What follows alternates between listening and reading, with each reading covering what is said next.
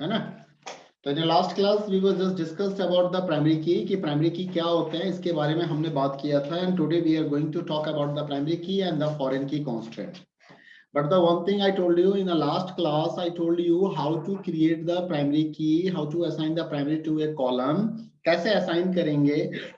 By using the method of column constant, column constants के method को use करके और टेबल कॉन्स्टेंट्स के मेथड को यूज करके मैंने आपको बताया था कि हम किस तरीके से प्राइमरी की डिफाइन करते हैं। और आपको मैंने ये भी बताया था कि टेबल कॉन्स्टेंट्स का यूज हम कब करते हैं और कब हमें कंपोजिट प्राइमरी की बनाना होता है, कंपोजिट की या कंपोजिट की क्या होता है और कंपोजिट प्राइमरी की कैसे बनाते हैं। इन सब के बारे में हमने पिछले क्लास में बात कर लिया था। अगर आपको कोई डाउट्स होगा तो वीडियो ऑलरेडी मैंने अपलोड कर रखा है, यू कैन सी इट। आप वहां से चेक कर सकते हैं, आपकी सुविधा के लिए ही सारा काम किया जा रहा है। आप वहां से देख सकते हैं उस वीडियो को। अभी लास्ट वीडियो जो मैंने अपलोड किया उसके ऊपर आपको ये कंटेंट मिल जाएगा। लास्ट तो अभी तो मैं रिवीजन सेशन भी मैंने स्टार्ट कर रखा है। तो अभी मैंने रिवीजन के 2 वीडियो डाल दिए हैं, एक पाइथन सीरीज के ऊपर, एक डेटा फ्रेम के ऊपर। हाँ, ये अलग बात है कि this revision is total in English medium. अगर आपको इंग्लिश मीडियम में प्रॉब्लम हो तो आप बताना, मैं एक हिंदी मीडियम का भी रिवीजन सेशन स्टार्ट करूंगा और उसकी भी वीडियो मैं अपलोड कर दूंगा। ठीक है, तत्काल तो मैं इंग्लिश का डाल रहा हूँ, फिर मैं हिंदी सेशन का भी बना दूंगा। Okay, so now you got it. So now today we are going to talk about कि how to define the primary key through alter table. मान लीजिए कि you have created a table, आपने टेबल क्रिएट कर दिया create table command से, लेकिन आप भूल गए प्राइमरी की डिफाइन करना। आपने प्राइमरी की डिफाइन करना आपको याद ही नहीं रहा, है ना। तो आप भूल गए प्राइमरी की देना, कि भाई प्राइमरी की देना था लेकिन आपको ध्यान नहीं रहा।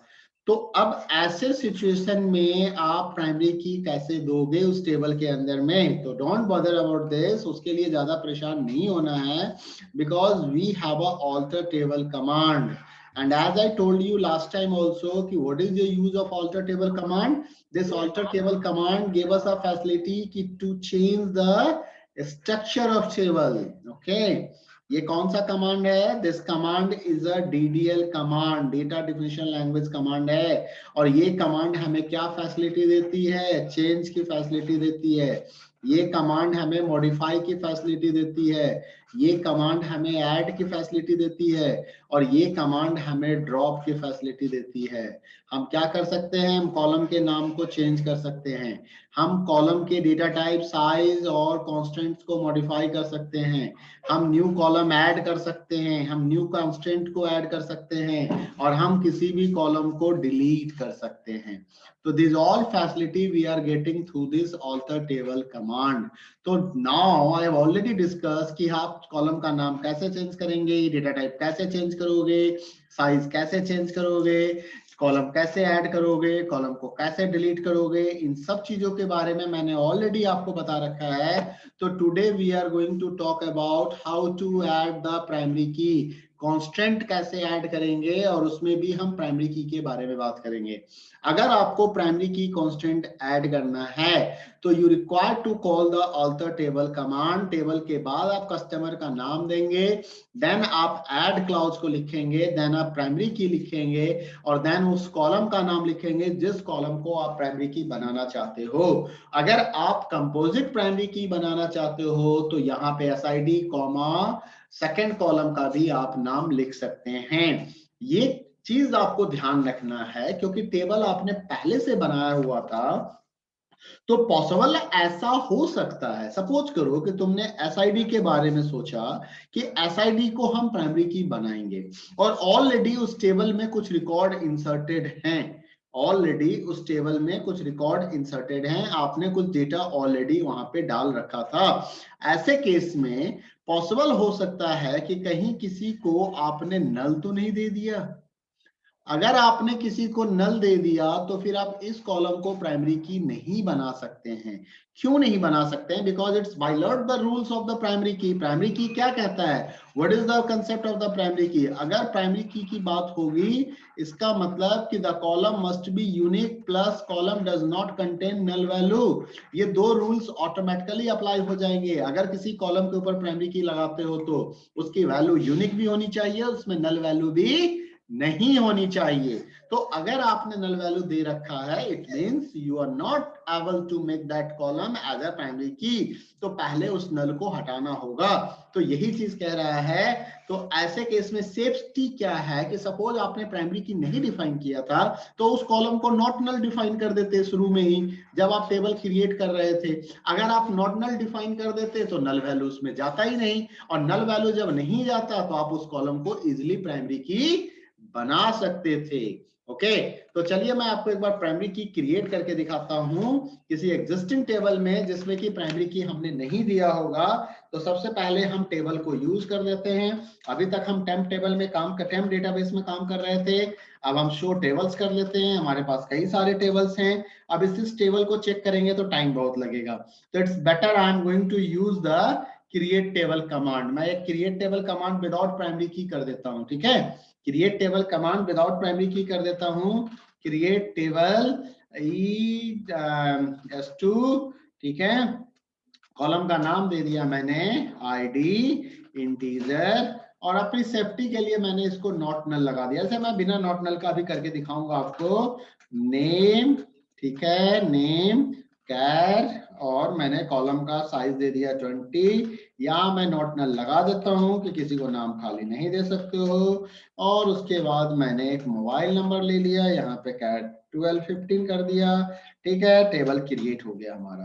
तो now I am going to show you the structure of the table. हम स्ट्रक्चर को चेक करते हैं। तो देखो, हमने इस कॉलम में प्राइमरी की नहीं लिखा है, इसमें नल वैल्यू आ सकता है, हम रिकॉर्ड नल इंसर्ट कर सकते हैं। तो अब मैं इंसर्ट इनटू STU, और यहाँ पे वैल्यूज में मैं पहला वैल्यू नल दे दे रहा हूँ, दूसरा वैल्यू मैंने नाम दे दिया समीर का, और थर्ड वैल्यू मैंने कोई मोबाइल नंबर डाल दिया।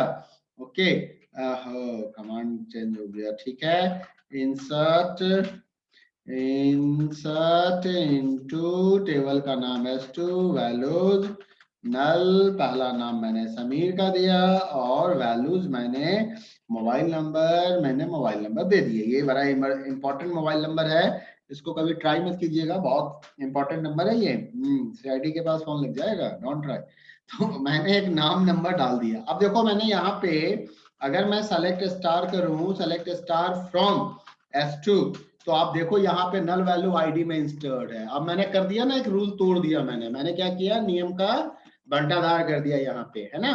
नियम is broken here, rules are broken. क्यों ब्रोकन है भाई? क्योंकि मुझे आईडी को प्राइमरी की बनाना था। तो चलो जरा सा प्राइमरी की बना के देखते हैं, कुछ ना कुछ तो मैसेज मिलेगा। तो ऑल्टर टेबल स्टूडेंट लिख दिया, S2 लिख दिया। अब यहाँ पे मैंने कहा ऐड प्राइमरी की, ऐड प्राइमरी की, और कॉलम का नाम दे दिया आईडी। अब कॉलम का नाम आईडी देते MySQL हमें कहेगा कि भैया ये क्या है, invalid use of null value. इसने कह दिया कि आपने तो नल डाल रखा है, तो समाधान क्या है इसका? तो we have a 2 option, either I delete the rows, या तो मैं रो को डिलीट कर देता हूं। तो कहोगे सर तो फिर से इंसर्ट करना होगा। कोई बात नहीं, अपडेट कर देता हूं। तो now I am going to write update S2 set ID is equal to 101। एक ही रिकॉर्ड है तो कोई वेयर क्लाउज लगाने की जरूरत नहीं है। तो मैंने रिकॉर्ड को अपडेट कर दिया। सेलेक्ट स्टार से देख लो, अब तुम्हारे पास नल वैल्यू नहीं है आईडी में। अब चलो उस ऑल्टर टेबल कमांड को फिर से यूज करते हैं। तो ये देखो, हमारा ऑल्टर टेबल कमांड आ गया, एंटर की दबाते हैं, no error message, primary key बन गया। अब प्राइमरी की बना कि नहीं बना, how we can come to know? Yes, बिल्कुल सही, we have to use the describe command. तो हमने क्या लिखा यहाँ पे, DSC स्टूडेंट, और अब आप देखो कि ये प्राइमरी की बन गया, null value not allowed and it is the primary key. Are you getting me? Yes my dear, understand? तो चलो आगे बढ़ते हैं। तो अब आपको ये समझ में आ गया कि हम प्राइमरी की कैसे यूज करते हैं। एक कमांड मैं यूज करना चाहूंगा, मेरी इच्छा हो रही है यहाँ पे, क्या मैं, अच्छा वो चलो बाद में करेंगे, रहने दो। Okay, now move on the next concept. कि what is the next concept? The next concept is about the foreign key constants. तो आपको मैंने ये समझा दिया कि नॉट नल क्यों होना चाहिए और ऑल्टर टेबल कैसे यूज करते हैं। अब हम बात करेंगे फॉरेन की कॉन्स्टेंट्स के बारे में। देखो, foreign key constants is a very important concept and you have to understand it very carefully. ये बहुत ध्यान से समझने की जरूरत है फॉरेन की कॉन्स्टेंट्स के बारे में, कि फॉरेन की होता क्या है, फॉरेन की होता क्या है। देखो एक्चुअली समटाइम व्हाट हैपन कि we plan to establish a relationship between two or more then to tables, दो या दो से अधिक टेबल के बीच में हम कई बार रिलेशनशिप एस्टैब्लिश करना चाहते हैं. Why we want to establish the relationships to reduce the data duplicacy. इस चीज को इंश्योर करने के लिए कि जो डीबीएमएस के जो फीचर्स हैं, जो डेटाबेस के जो एडवांटेज हैं, वो सारे एडवांटेज प्रॉपर्ली इंप्लीमेंट हो जाएं. For that purpose we want to apply this concept and we want to use the referential integrity concept. I'll just tell you what is the referential integrity and what is the meaning of the referential integrity. But before going to do this, we have to understand why we need to use the foreign key constant. फिर बताते हैं foreign की होता क्या है. देखो foreign key constants का purpose ये होता है, मान लीजिए कि हमारे पास एक स्टूडेंट मास्टर टेबल है, एक स्टूडेंट मास्टर टेबल है, एक हमारे पास फी टेबल है. मैं बहुत सिंपल एग्जांपल देना चाहूंगा, मैं इसको कोरिलेट करना चाहूंगा. स्टूडेंट मास्टर टेबल में आपने स्टूडेंट के सारे इंफॉर्मेशन को रखा हुआ है, उसका डेट ऑफ बर्थ, उसका नाम, उसके फादर्स नेम, उसके एड्रेस, सारी जन्म कुंडली है यहाँ पे, उस बच्चे की पूरी जन्म कुंडली है यहाँ पे. जस्ट एज्यूम दैट यहाँ पे एक कॉलम है जिस कॉलम का नाम है आईडी. हर एक बच्चे को एक यूनिक आईडी दिया गया है. Every student is having the unique ID. Now अब फी की बात करते हैं. अब स्कूल में आपने बच्चे का एडमिशन करा दिया, ले लिया admission. Now you have to collect the fee. अब आपको फी कलेक्ट करना है, तो बच्चे की सारी डिटेल, जिस बच्चे से आपने फी कलेक्ट की उस बच्चे की सारी डिटेल यहाँ लिखनी होगी. अब अगर उसी बच्चे का मैं नाम भी लिखूं, उस बच्चे का मोबाइल नंबर भी लिखूं, उसके फादर्स का भी नाम लिखूं, उसके क्लास एंड सेक्शन भी लिखूं, और वो सारा इंफॉर्मेशन यहाँ भी अवेलेबल है और यहाँ भी लिखूं, तो व्हाट इज रबिश दिस?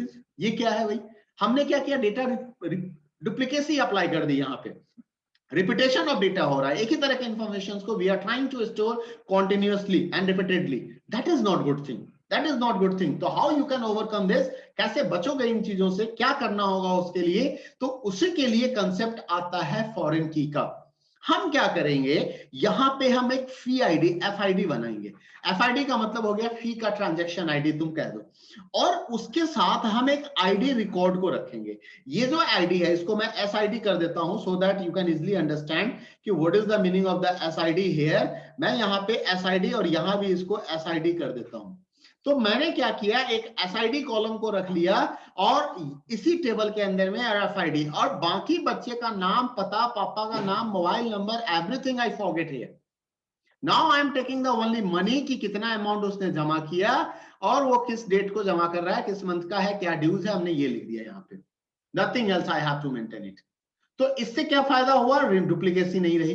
अब सवाल उठता है कि अगर कल के डेट में आपको ये फी वाला टेबल दिखा दिया जाए और या डेटाबेस को ये पता करना हो, प्रोग्राम को ये पता करना हो कि ये फी किस बच्चे ने दिया है, उसका क्या ड्यूज है, क्या डिटेल है. अब रिसिप्ट भी तो प्रिंट होगा, अब रिसिप्ट भी प्रिंट होगा, उस रिसिप्ट पे बच्चे का सारा डिटेल तो फिर से देना होगा.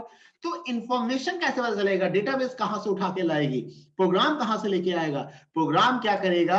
On the basis of this SID, इस एसआईडी की मदद से वो क्या करेगा, इस मास्टर टेबल के अंदर जाएगा और यहां जाके पूछेगा ये एसआईडी किसका है.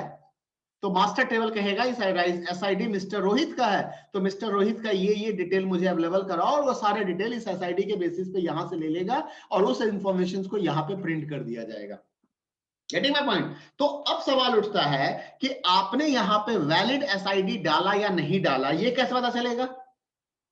आपने यहाँ पे वैलिड एसआईडी डाला या नहीं डाला, ये कैसे चलेगा? वैलिड ही होना चाहिए. यहाँ इनवैलिड एसआईडी का कोई कंसेप्ट नहीं है. क्यों नहीं है? Because students is already enrolled in school, they have already taken admission in your school.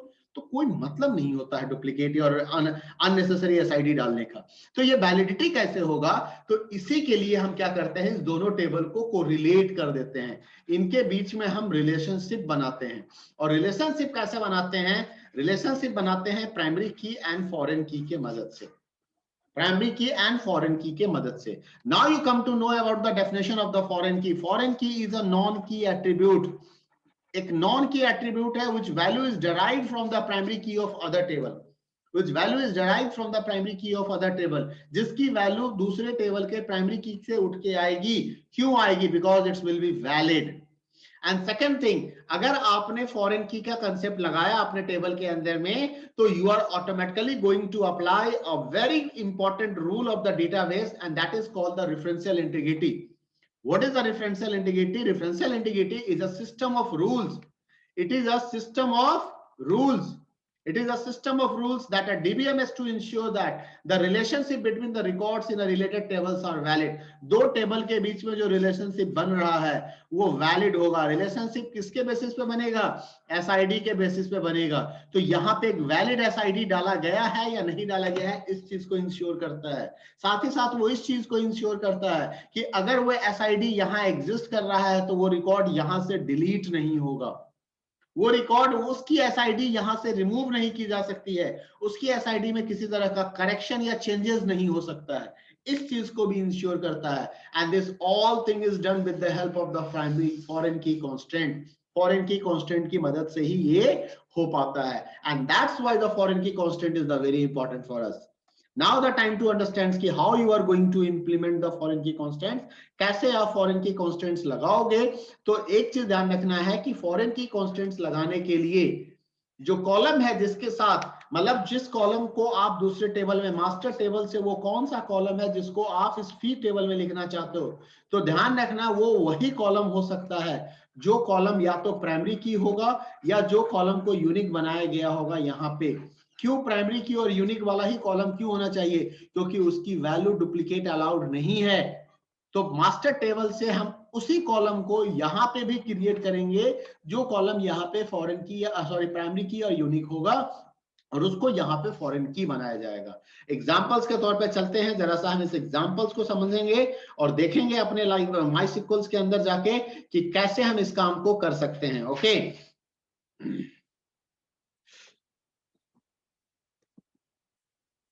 now I'm going to create the table and with the help of the create table I'm going to do this. Okay, तो हम foreign key constants को define करेंगे. Foreign key constants आप कैसे define कर सकते हैं?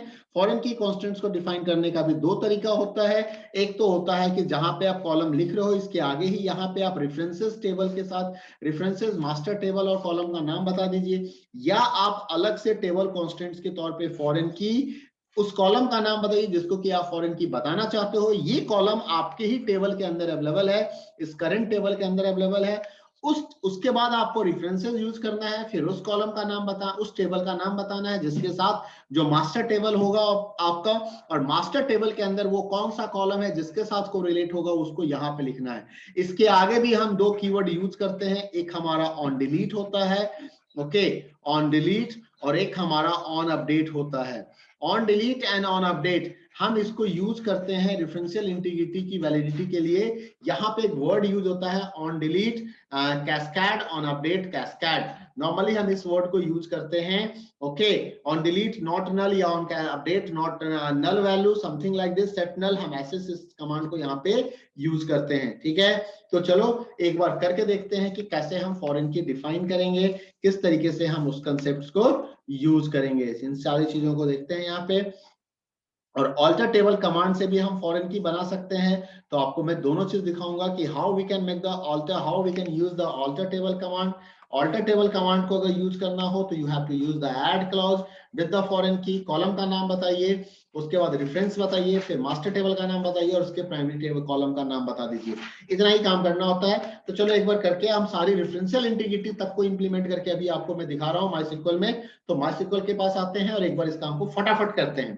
तो अब हमारे पास एक S2 नाम का टेबल है आईडी नाम का, ठीक है, और हम एक बार चेक कर लेते हैं कि विच टेबल्स आर अवेलेबल हियर. हमारे पास शायद एक स्टूडेंट नाम का भी EMPL नाम का टेबल था. Very good. तो चलो मैं जरा सा इसको चेक कर लेता हूँ. Select star from EMPL, employ tables को देख लेते हैं. Very good. एम्प्लॉय टेबल में हमारे पास ई कोड नाम का कॉलम है और ये यूनिक कॉलम है और प्राइमरी की कॉलम है. ओके, तो अब मान लो एम्प्लॉय टेबल के अंदर एक हम बना देते हैं कंट्रीब्यूशन नाम का एक टेबल बनाते हैं. कौन सा टेबल बनाते हैं?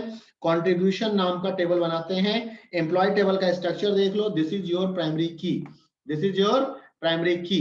तो अब मैं क्या करूंगा, एक कंट्रीब्यूशन नाम का टेबल बनाऊंगा. किस नाम का टेबल बनाऊंगा? कंट्रीब्यूशन. तो चलो मैं बनाता हूं क्रिएट टेबल कंट्रीब्यूशन, कंट्रीब्यूशन. ठीक है, इसके अंदर में मैं एक कॉलम देता हूं CID, इसको मैं इंटीजर कर देता हूं. साइज देना है तो दे देना. प्राइमरी की बना देता हूं इसको, ये डुप्लीकेट वैल्यू नहीं होना चाहिए.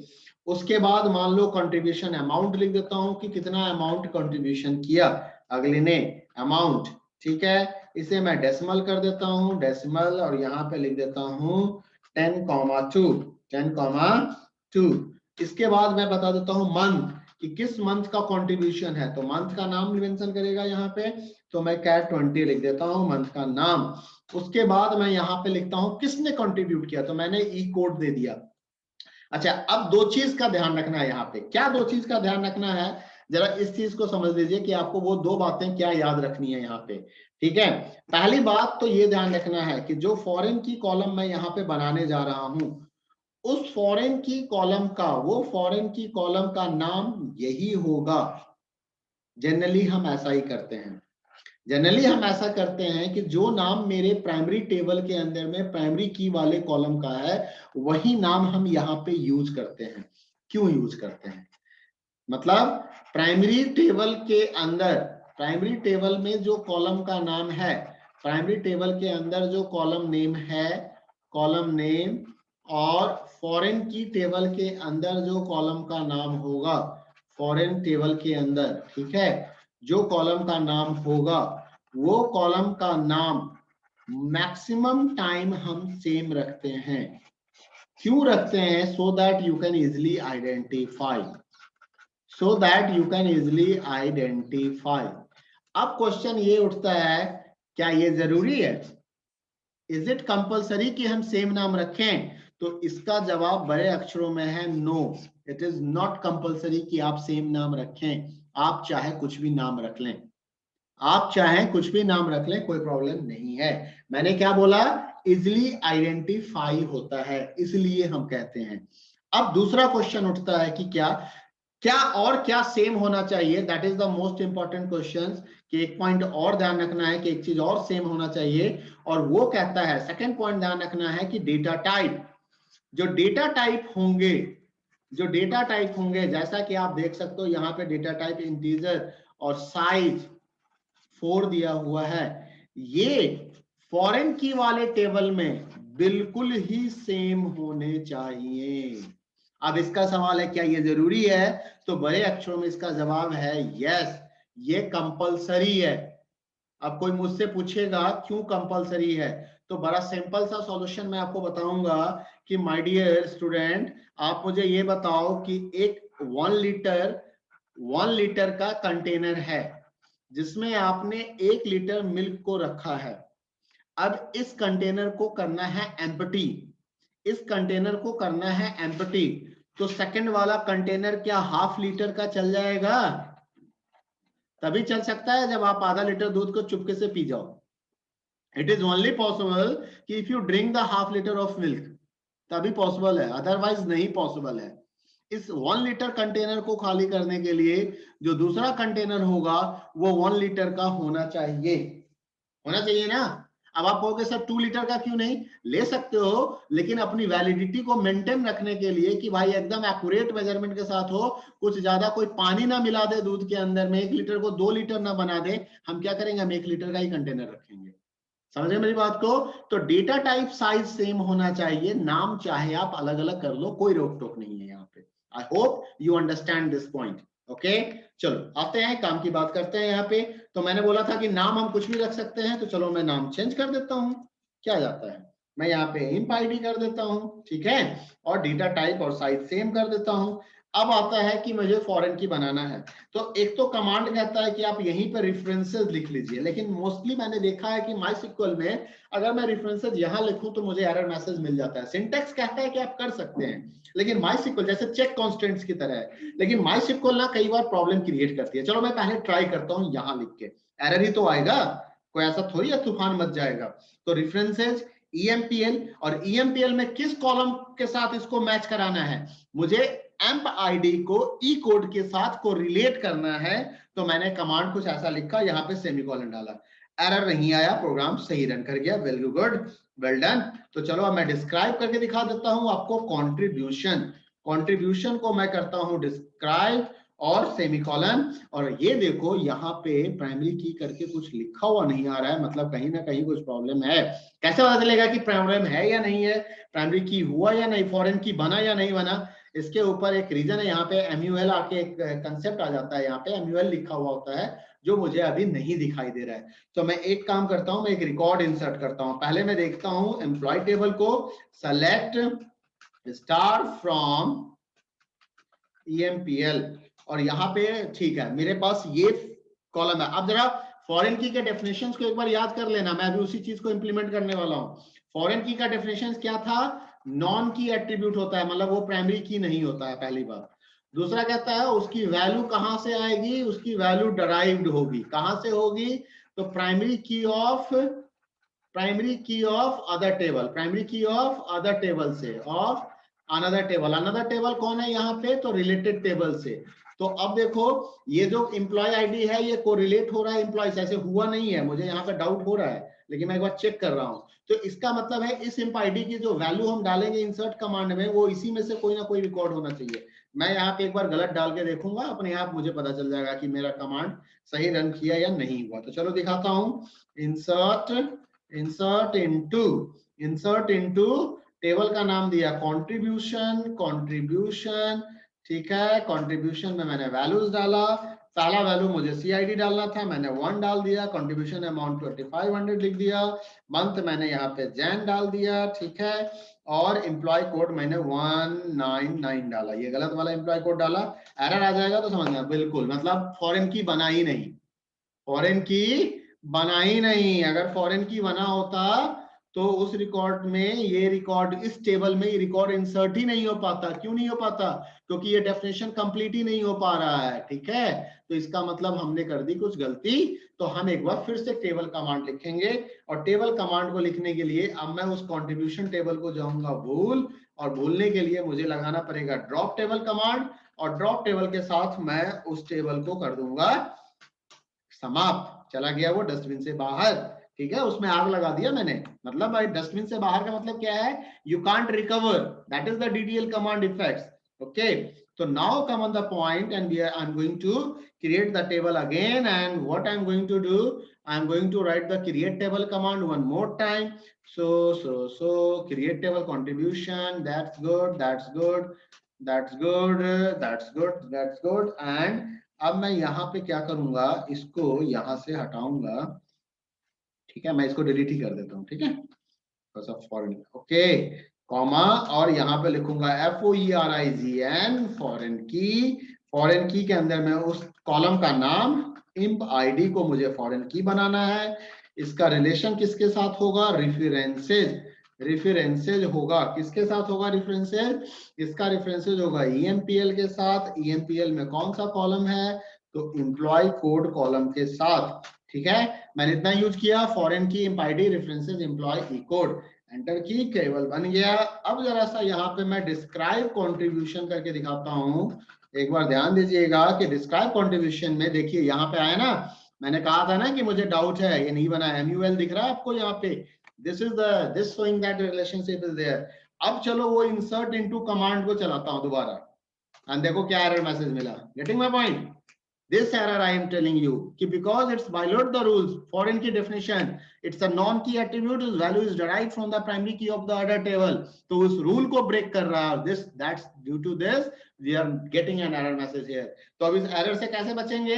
अब इस error से बचेंगे कि valid employee code डाल देंगे। valid employee code डालते ही हमारे पास, मैंने select star from EMPL कर देता हूँ एक बार, and select star from contribution भी कर देता हूं यहाँ पे, कंट्रीब्यूशन। और देखो अब मेरे पास रिकॉर्ड आ चुका है। अब एक चीज देखो, मैं बता रहा हूं, मैंने कहा था कि जैसे ही आप फॉरेन की इंप्लीमेंट करते हो, you are going to apply the referential integrity rule. कौन सा रूल? Referential integrity. ये रेफरेंशियल इंटीग्रिटी जो है ना, बड़ा पावरफुल रूल है डेटाबेस का।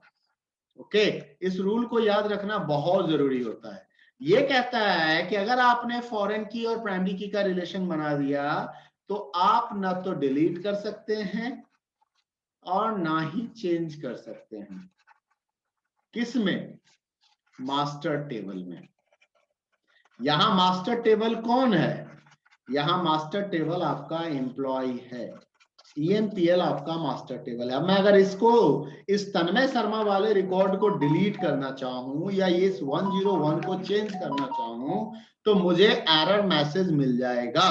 तो चलो जरा सा एरर मैसेज दिखाता हूं मैं तुम्हें। मैंने लिखा डिलीट, ध्यान से देखिएगा, मैंने लिखा delete from EMPL where EMP ID employee code is equal to 101। Error message, very good. मैंने लिखा अपडेट टेबल का नाम EMPL set e code is equal to 199 where e code is equal to 101। Error मिला। ये referential integrity का definition समझा रहा होता है। यही चीज आपको ध्यान रखना है कि रेफरेंशियल इंटीग्रिटी यही चीज कहता है कि कोई एक्सीडेंटली उस रिकॉर्ड को डिलीट ना कर सके, कोई उस एक्सीडेंटली उस रिकॉर्ड को चेंज ना कर सके, है ना, अगर आप फॉरेन की का कंसेप्ट लगाते हैं तो। Getting my point? तो ये चीज समझ में आ गई है आपको। अब सवाल उठता है कि नहीं भैया, I have to do this, I want to do this, मुझे करना ही है, तो how we can do this? तो यू कैन डू दिस ना, you have to do some more changes in your table. जब आप टेबल क्रिएट कर रहे थे, जब आप फॉरेन की रिलेशनशिप बता रहे थे, on that time if you use this command on delete cascade and on update cascade, on update cascade, अगर आप ये कमांड लिख दिए होते तो आप कर सकते थे। ऑन अपडेट कैस्केड का मतलब हो गया कि अगर मैं यहां पर डिलीट करूंगा तो यहां भी डिलीट हो जाओ। सॉरी, ऑन डिलीट कैस्केड का, ऑन अपडेट कैस्केड का मतलब हो गया कि अगर मैंने यहां पे चेंज कर दिया तो यहां भी चेंज हो जाओ। That is the meaning of this. तो इस चीज को आपको ध्यान रखना पड़ेगा और इस चीज को आपको यूज करना पड़ेगा। तो अब सवाल उठता है कि कैसे यूज करेंगे, कैसे ध्यान रखें और कैसे यूज करें। तो चलो इसके लिए एक बार फिर से ऑल्टर टेबल कमांड की ओर चलते हैं और देखते हैं। पहले मैं करता क्या हूं, उस कॉलम को ड्रॉप आउट कर देता हूं, एक बार देखता हूं करके, या एक नया टेबल ही बना देता हूं। चलो फटाफट एक नया टेबल बना देता हूं, तब दिखाता हूं आपको। नहीं, इस टेबल को डिलीट ही करना पड़ेगा मुझे। तो मैं यहाँ पे ड्रॉप टेबल कंट्रीब्यूशन कर देता हूँ, ठीक है, कंट्रीब्यूशन को ड्रॉप कर दिया, ठीक है, डिलीट हो गया। चलो टेबल को ही हटा दिया। अब तुम डिलीट करो, डिलीट हो जाएगा, है ना।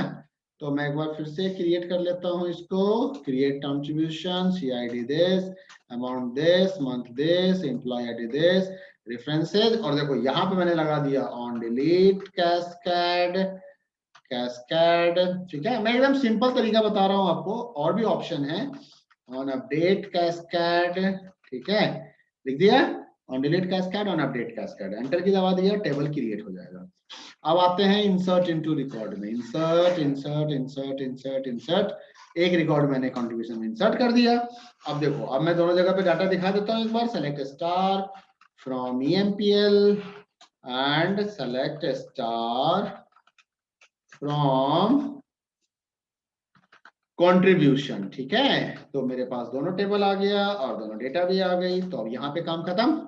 अब चलते हैं जरा सा डिलीट और अपडेट करने, ठीक है ना। दोनों जगह 101 है, तो पहले अपडेट कमांड चलाएंगे। तो क्या लिखता हूं मैं, यहाँ पे लिखता हूँ अपडेट, अपडेट टेबल का नाम EMPL set e code is equal to 199 where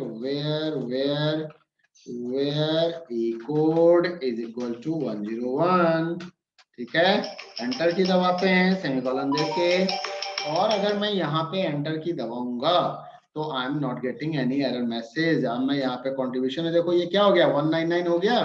और सेलेक्ट उसको भी चेक करो, EMPL को भी चेक करो, तो यहाँ भी देखो क्या हो गया, यहाँ भी वो 199 हो गया होगा। देखो तन्मय शर्मा का रिकॉर्ड चेंज हो गया।